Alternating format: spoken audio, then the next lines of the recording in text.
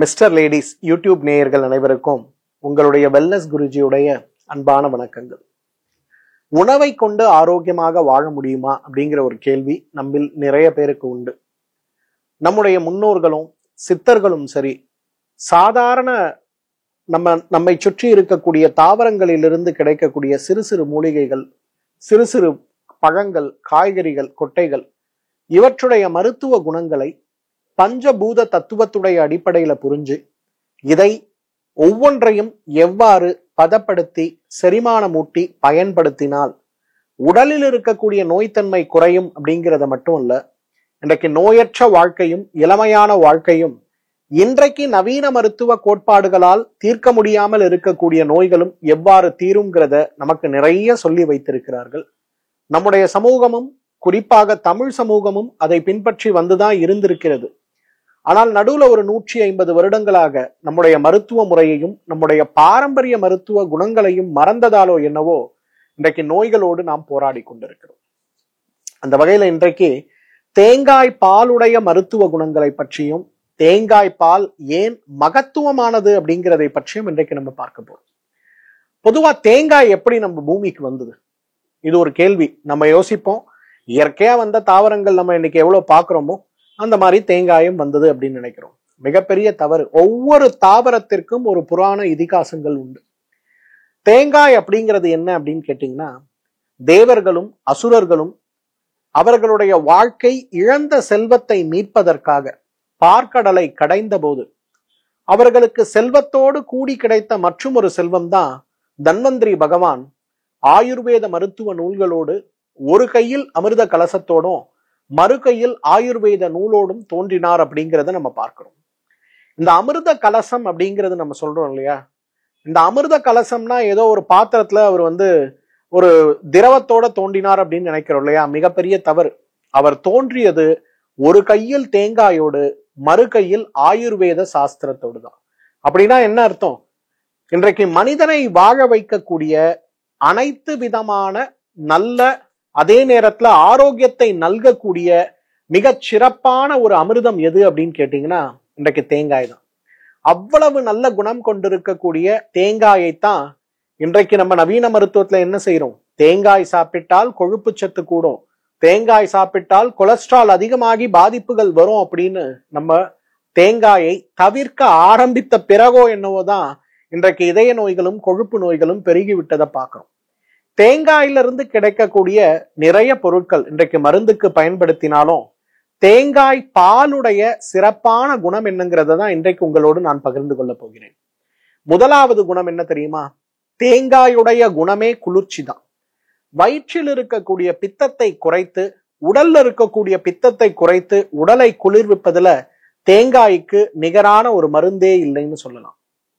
உடல் சூடு அதிகமாகும் போது, சூடான உணவுகளை நாம் சாப்பிடும் போது தேங்காய் அரைத்து சேர்க்கும் போது அந்த உணவுகள் உடலில் இருக்கக்கூடிய பித்தத்தை குறைக்க வல்லதாக இருக்கிறதுனால உடல் ஆரோக்கியம் அடைவதை நம்ம பார்க்கிறோம்.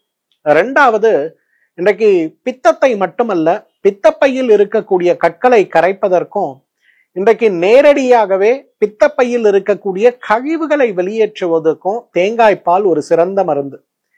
பித்தப்பை பொதுவாக கற்களின் மூலமாக அறுவை சிகிச்சை செய்து கொண்டவர்கள் இன்றைக்கு வழக்கமாக அவர்கள் கொழுப்பு சார்ந்த எந்த உணவை சாப்பிட்டாலும் ஜீரணமாகாது. இன்னைக்கு உங்க ஆபரேஷன் பண்ணி உங்க பித்தப்பையை எடுத்திருக்காங்க அப்படின்னா நீங்க ஒரு பால் ஒரு கிளாஸ் குடிச்சீங்கன்னா போதும், உடனே பேதியாக ஆரம்பிச்சிடும். ஆனா பால் உணவுகள் இல்லாமல் நம்மால் இருக்க முடியாது இல்லையா? அப்படி பார்த்தா தேங்காய் பாலை நீங்க சாப்பிடும் போது பித்தப்பையில் இருக்கக்கூடிய கற்களுக்கு மட்டும் அது மருந்து அல்ல, பித்தப்பையே இல்லாதவர்கள் பாலுக்கு நிகராக தேங்காய் பாலை சாப்பிடும் போது உடல் ஆரோக்கியம் மேம்படுவதை பார்க்கலாம். பெருங்குடல்ல இருக்கக்கூடிய ஆரோக்கியம், கட் ஹெல்த் அப்படிங்கிறது தான் இன்றைக்கு மிகப்பெரிய ஒரு விஷயமாக நம்ம பார்க்கணும். எந்த அளவுக்கு உங்களுடைய கட்டுன்னு சொல்லக்கூடிய குடல் ஆரோக்கியம் நன்றாக இருக்கிறதோ அந்த அளவுக்கு உங்களுடைய நோய்த்தன்மை அப்படிங்கிறது இருக்கவே இருக்காது. இன்றைக்கு பக்கவாத நோய், பார்க்கின்சன் நோய், அல்சைமர் நோய், இன்றைக்கு மறதி நோய்கள், மூளை தேய்வு நோய்கள் இதெல்லாம் ஏற்படுவதற்கான காரணமாக இன்றைக்கு சொல்லப்படுவது கட் ஹெல்த் தான். அதை விட முக்கியமா இன்னைக்கு ஏன் சீக்கிரமா டயபெட்டிஸ் வருது, ஏன் இன்னைக்கு சீக்கிரமா கேன்சர் வருது, இது எல்லாத்துக்கும் கூட காரணமாக சொல்லப்படுவது எது? இன்றைக்கு கட் ஹெல்த் தான். கட் ஹெல்த்னு வரும்போது அதுல ரெண்டு விஷயம் அதை பலப்படுத்த தேவை. ஒன்று ப்ரோபயாட்டிக்ஸ், இன்னொன்று ப்ரீபயாட்டிக்ஸ். ப்ரோபயாட்டிக்ஸ்னா என்ன? இன்றைக்கு கட்ல இருக்கக்கூடிய உடலுக்கு செரிமானத்தின் போது நல்லது செய்யக்கூடிய பாக்டீரியாக்களை தான் நம்ம அதிகப்படுத்தக்கூடிய காரணிகள் அப்படிங்கிறது ப்ரோபயாட்டிக்ஸ். ப்ரீபயாட்டிக்ஸ் இந்த காரணிகள், இந்த பாக்டீரியாக்களும் புழுக்களும் பூச்சிகளும் உடலுக்கு நல்லது செய்யக்கூடியது, நன்றாக வளருவதற்கு தேவையான ஒரு காரணி என்விரான்மெண்டை கிரியேட் பண்ணுவது ப்ரீபயாட்டிக்ஸ். இந்த ப்ரோபயாட்டிக்ஸ் மற்றும் ப்ரீபயாட்டிக்ஸ் ரெண்டுமே சேர்ந்த ஒரு இயற்கை உணவு தான் தேங்காய்பால். யாரெல்லாம் தேங்காய்பால் சாப்பிடுகின்ற ஒரு குணத்தை வைத்திருக்கிறோமோ அவர்களுக்கு பெரும்பாலும் இந்த கட் சார்ந்த நோய்கள் எதுவும் ஏற்படாது, குடல் சார்ந்த நோய்கள் ஏற்படாது, ஆரோக்கியமாக இருக்கலாம். அல்சரேட்டிவ் கொலைட்டிஸ் சொல்லக்கூடிய நோய், பெருங்குடல் புண்ணோயின்னு சொல்லுவோம். ஒரு நாளைக்கு 8 முறை 9 முறை மோஷன் போகும். மோஷன் போகும்போது வெறும் மலம் கழியாம அது கூட நிறைய மியூக்கஸ், ரத்தம், சீழ், சில நேரங்கள்ல அதீத உதிரப்போக்கின் காரணமாகவே உடல்ல கடுமையான பாதிப்பு ஏற்பட்டு மிகப்பெரிய நோய்கள் ஏற்படக்கூடிய அளவுக்கு பாதிப்பு உருவாகிறத நம்ம பார்க்கிறோம்.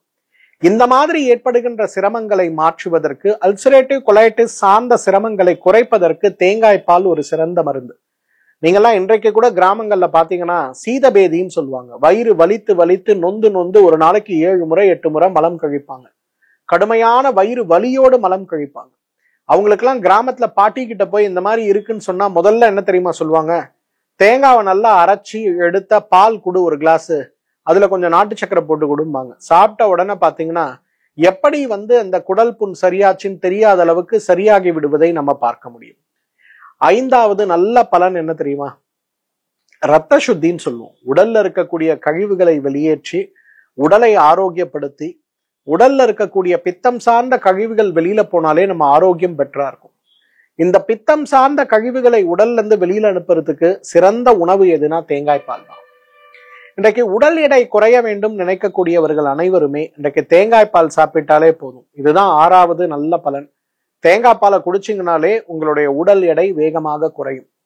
பொதுவாக இன்றைக்கு பால் சார்ந்த உணவுகள்ல அலர்ஜி இருக்கக்கூடிய நிறைய பேரை நம்ம பார்க்கிறோம். ஆனா பால் எனக்கு அலர்ஜி ஆகுதா இல்லையான்னு தெரியாம நான் நிறைய பாலை குடிச்சுக்கிட்டே இருப்பேன். அப்ப வயிறு ப்ளோட்டாய் என்ன ஆகும்னா ஒரு ஸ்டேஜ்ல என்னோட வயிறு மட்டும் பானை மாதிரி இருக்கும், என்னோட உடல்லாம் பார்த்தா சாதாரணமா இருக்கும். இந்த மாதிரி வயிற்றில் இருக்கக்கூடிய உப்புசும் சார்ந்த சிரமங்களை மாற்றுவதற்கும் நமக்கு மிகப்பெரிய அளவில் உதவி செய்யக்கூடிய ஒரு அருமருந்து எது? நிச்சயமா தேங்காய் பால் தான். தேங்காய் பாலை நீங்க குடிச்சீங்கன்னா உங்களோட வயிற்றில் இருக்கக்கூடிய அலர்ஜி சார்ந்த சிரமங்கள் இருந்தா கூட அது சரியாகிறதையும், அது கூடவே தேவையற்ற அலர்ஜியினால் ஏற்படக்கூடிய அந்த ஒவ்வாமை மாற்றம் அடையறதும் நம்ம பார்க்க முடியும். 8வது ரொம்ப முக்கியமானது பாத்தீங்கன்னா இன்றைக்கு தலைமுடி நன்றாக வளரவில்லைங்கிற கவலை நம்மில் நிறைய பேருக்கு உண்டு. தலைமுடி நல்லா வளர நான் என்ன செய்யணும்? இந்த புரோட்டீன் சாப்பிடணுமா, இந்த சத்துள்ள காய்கறி சாப்பிடணுமான்னு சொல்றோம். அதெல்லாம் ஒண்ணும் வேணாங்க, தேங்காய் பால் சாப்பிட்டாலே போதும். எந்தெந்த சமூகத்தில் தேங்காய் பால் உணவாக அதிகமாக பயன்படுத்தப்படுகிறதோ, நீங்க ஸ்ரீலங்கா போங்க, ஸ்ரீலங்கால கோகனட் மில்க் அப்படிங்கிறது ஒரு ஸ்டேபிள் ஃபுட்னே சொல்லலாம். இங்கெல்லாம் ஆப்பம் பால்னு ஹோட்டல்ல சாப்பிட்றீங்கல்ல, நீங்க ஒரு முறை ஸ்ரீலங்கா போய் இல்ல ஸ்ரீலங்கர் யாராவது இங்க நடத்தக்கூடிய ஒரு ஹோட்டலுக்கு போய் நீங்க தேங்காய் பால் கொண்டு சாப்பிட்டு பாருங்களேன். தேங்காய் பால் ஆப்பம் நீங்க சாப்பிட்டீங்கன்னா வாழ்க்கையில என்றைக்குமே அந்த தேங்காய் பால் ஆப்பத்தை மறக்கவே மாட்டீங்க. அவ்வளவு சுவையான அந்த ஒரு தேங்காய் பாலோட நீங்க சாப்பிடும்போது ஆரோக்கியமா இருக்கிறத பார்க்கலாம். இதை எதற்காக இந்த இடத்துல சொல்றேன்னா, தலைமுடி வேணும்னு நினைக்கிறவங்க, குழந்தைகளுக்கு தலைமுடி ஆரோக்கியமாக இருக்கணும்னு நினைக்கிறவங்க தேங்காய் பால் கொடுத்தாலே போதும். அவ்வளவு அழகான மாற்றத்தை உடல் சந்திக்கிறத பார்க்கலாம். தலைமுடி சார்ந்த சிரமங்கள் குறைய, தலைமுடி ஆரோக்கியமாக இருக்க, எலும்புகளுக்கு தேவையான சத்தும் ரத்தத்திற்கு தேவையான ஆற்றலும் கிடைப்பதற்கும் தேங்காய் பால் ஒரு மிகச்சிறந்த மருந்து. 9வது ரொம்ப ரொம்ப இம்பார்ட்டன்ட், இன்னைக்கு தேங்காய் பால் குடிச்சா புற்றுநோய் வராதுங்க. என்ன சார் இப்படி சொல்றீங்கன்னு கேட்பீங்க. இன்னைக்கு அது சம்பந்தப்பட்ட ஆராய்ச்சிகள் எவ்வளவு நடந்திருக்கு தெரியுமா? த ரிசர்ச் கேட் அப்படின்னு சொல்லக்கூடியதை கூகுள்ல சர்ச் பண்ணுங்க. த ரிசர்ச் கேட் அப்படிங்கிறது என்னன்னு பாத்தீங்கன்னா, உலகத்தில் இருக்கக்கூடிய ஆராய்ச்சியாளர்கள் அனைவருமே அவர்களுடைய ஆராய்ச்சி கட்டுரைகள் சார்ந்த விஷயத்தை பகிர்ந்து கொள்ளக்கூடிய ஒரு வகையான வெப்சைட், இலவசமான வெப்சைட் தான். முழு கட்டுரையை நீங்க பார்க்க முடியாது, ஆனா அந்த கட்டுரையோட அப்ஸ்ட்ராக்ட்ஸ் என்ன, கட்டுரையுடைய நோக்கம் என்ன நடந்தது, யாரெல்லாம் அதுல இன்வால்வ் ஆனாங்க, அதோட பயன்கள் என்னன்னு சொல்லக்கூடிய அளவுக்கு நல்ல மாற்றத்தை நாம் பார்க்க முடியும் அப்படின்னா இந்த ரிசர்ச் கேட்ல பார்க்கலாம். இந்த ரிசர்ச் கேட்குள்ள போய் அதுக்குள்ள கோகனட் மில்க் அப்படின்னு நீங்க சர்ச் பண்ணீங்கன்னா கிட்டத்தட்ட 1000க்கும் மேற்பட்ட ஆராய்ச்சிகள், குறிப்பாக புற்றுநோய் சார்ந்த ஆராய்ச்சிகள், புற்றுநோய் தடுப்பு ஆராய்ச்சிகள், புற்றுநோய்க்கு உபயோகப்படுத்தக்கூடிய சில மருந்துகளை தேங்காய் பாலில் இருக்கக்கூடிய மூலக்கூறுகளோடு கலந்து செலுத்தும் போது எவ்வாறு அந்த மருந்துகள் மற்ற திசுக்களை பாதிக்காமல் நேரடியாக புற்றுநோய் திசுக்களுக்கு சென்று அந்த நோயை கட்டுப்படுத்த உதவுகிறது அப்படிங்கிறது இன்றைக்கு பெரிய அளவுல ஆராய்ச்சி முன்னேற்றமாக பார்க்கப்படுகிறது. ஏன்னா இன்றைக்கு ஒரு புற்றுநோயாளி இருக்காங்க, அவங்களுக்கு ஒரு கீமோதெரப்பி கொடுக்குறோம்னு வச்சுங்களேன். அந்த கீமோதெரப்பிங்கிறது என்ன பண்ணுது, நேரா போய் உடம்புல இருக்க நல்லது கெட்டது எல்லாத்தையும் அழிச்சிடுது. புற்றுநோயால் ஒரு மனிதன் இறந்து போவதை விட புற்றுநோய்க்கு கொடுக்கக்கூடிய சிகிச்சையுடைய பக்க விளைவால் இறந்து போவது இன்றைக்கு கூடுதலாகி கொண்டிருக்கிறது. அப்ப மருத்துவ உலகத்துக்கு தெரியுது இது ரொம்ப நல்ல மருந்து, ஆனா அந்த கட்டிகளில் மட்டும் வேலை செய்ய, கட்டிகளுக்கு சென்றடைவதற்கான வெஹிக்கிள்னு சொல்லுவோம். அதுக்கு நம்ம என்ன பண்ணலாம், அதுக்கு தான் ரொம்ப அழகா இந்த தேங்காய் பால் பெரிய மருந்தாக இருக்கிறதுன்னு சொல்றாங்க. ஆனா பல 1000 வருடங்களுக்கு முன்பே நம்முடைய முன்னோர்கள் தேங்காய் பாலை குடித்தால் புற்றுநோயே வராது அப்படிங்கறத அவ்வளவு அழகாக எழுதி வைக்கிறத பார்க்கணும்.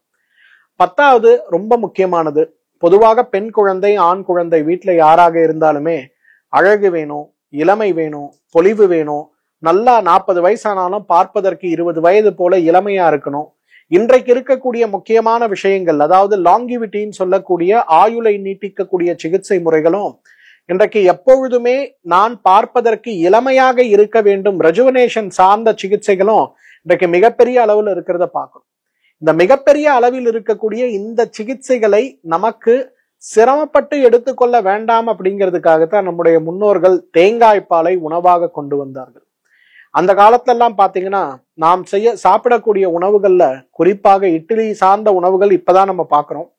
பல 1000 வருடங்களுக்கு முன்பு சங்க இலக்கியங்கள் எல்லாம் பாத்தீங்கன்னா அப்பம்னு சொல்லுவாங்க. அதுவும் பிட்டுன்னு சொல்லக்கூடிய வேக வைத்த அரிசி உணவாக இருக்கக்கூடிய பிட்டுக்கும் மிகப்பெரிய சைட் டிஷ் எது தெரியுமா, வெறும் தேங்காய் பாலும் துருவிய தேங்காயும் தான்.